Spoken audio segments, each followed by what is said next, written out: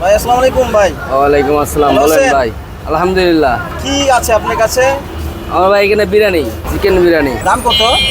50 টাকা ভাই। 50 টাকায়? জি এত কমে কিভাবে দেন? ভাই, আমার সেল বেশি, লাভ কম। কয় পিস চিকেন দেন?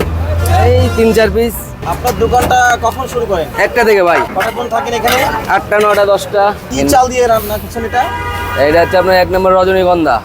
রজনীগন্ধা, চিনি গুঁড়া না? না, চিনি না। রজনীগন্ধা চালটা কি আসলে চিনলাম না, একটু দেখান। এটা বিরিয়ানির চালি ভাই। আচ্ছা 50 টাকার কতটুকু একটু বেড়ে দেখান তো। এই যে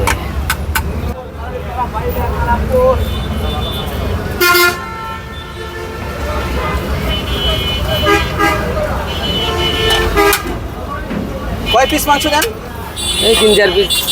3-4 পিস। 4 পিসের কম তো যায় না, বলি 3-4 পিস, কিন্তু দিয়ে আছে 4-5 পিস চলে যায়। এর থেকে কম ভাই হয় না, আমার সীমিত লাভ ভাই। এখানে তো মনে করেন যে 50 টাকার মালে আহামরি লাভ হয় না। 50 টাকার মাল বেচলে হয়তো 5-7 টাকা থাকতে হবে, তাও থাকে কিনা সন্দেহ। এখন মনে করেন বর্তমানে সব জিনিসের দাম বাড়ছে, এখন মনে করেন যে লাভ করা খুবই ক্রাইসিসের ব্যাপার। তারপরে মনে করেন ব্যবসা টিকে রাখার জন্য করতে হচ্ছে। কত বছর ধরে আপনি বিরিয়ানি বিক্রি করেন? এই আপনার প্রায় 2.5 বছর পার হয়েছে। দোকানের নাম কি?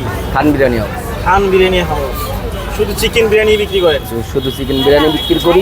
যদি সামনে ভালো কোনো অবস্থা হয় তাহলে অন্য কিছু করার চিন্তা ভাবনা আছে, এর আগে আর নাই। শুরুতে বহুত পরিশ্রম করা লাগছে ভাই। এখানে তো মনে করেন যে একবার আর ওইভাবে মার্কেট পাওয়া সম্ভব না। মহল্লা করে বিক্রি করতে, এই নবীনগর স্ট্যান্ডে দাঁড়াইতে সময় নিয়ে দিতে দিতে দিতে দিতে এরপরে মনে করেন এখানে ব্যবসা দাঁড় করাতে পারছে। অনেক পরিশ্রম করা লাগছে।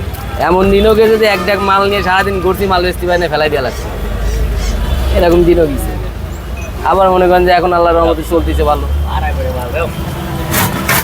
এখন আল্লাহর রহমতে ভাই সমস্যা নাই। আমাদের হোটেল ছিল ভাই, আমরা হোটেল করছি, প্লাস করোনার সময় বন্ধ হয়ে গেছে, তো তারপরে মনে করেন যে তারপরে এই ঢাকা শহরে এই যে শুরু করছি ব্যবসা।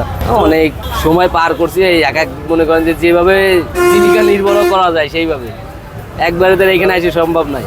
এই আস্তে আস্তে করছি, যেভাবে মনে করেন যে যেটা যখন যেটা পরিশ্রম পড়েছে তখন সেটাই করি। করোনার সময় তো লস তো খাইছি, লস খাওয়ার পরে ব্যবসা বন্ধ করে দেওয়া লাগছে। তারপরে মনে করেন যে আপনার আর ব্যবসা করতে পারি নাই। এরপরে তো মনে করেন যে টাকা পয়সা ধরা গেলে তো মানুষের এমনি মাথা মতো খারাপ থাকে, তখন মনে করেন এরপরে আস্তে আস্তে ওখান থেকে ঘুরে আসা খুবই কষ্টকর। এ বলে বোঝানো যায় না সবাই, যারা বোঝে তারা তো জানেই। এরকম কয়টা ডেক যায় প্রতিদিন? আমাদের 3টা গাড়ি আছে, তো এখানে একটা থাকে আর মহল্লায় 2টা থাকে। আপাতত 2টা চলতেছে এখন। আপনার এখানে কয় ডেক যায়? এখানে একটা কি কত কেজির মতো রান্না করে? মানে ঠিক নাই, কোনোদিন 15 কেজি, কোনোদিন 20 কেজি, কোনোদিন 25 কেজি। এই জায়গার ঠিকানাটা বলে দেন। এটা হচ্ছে আপনার নবীনগর ফুটওভার ব্রিজ, স্মৃতিসৌধর আগে, খান বিরিয়ানি হাউস। খান বিরিয়ানি হাউস। ভাইয়ের নাম কি?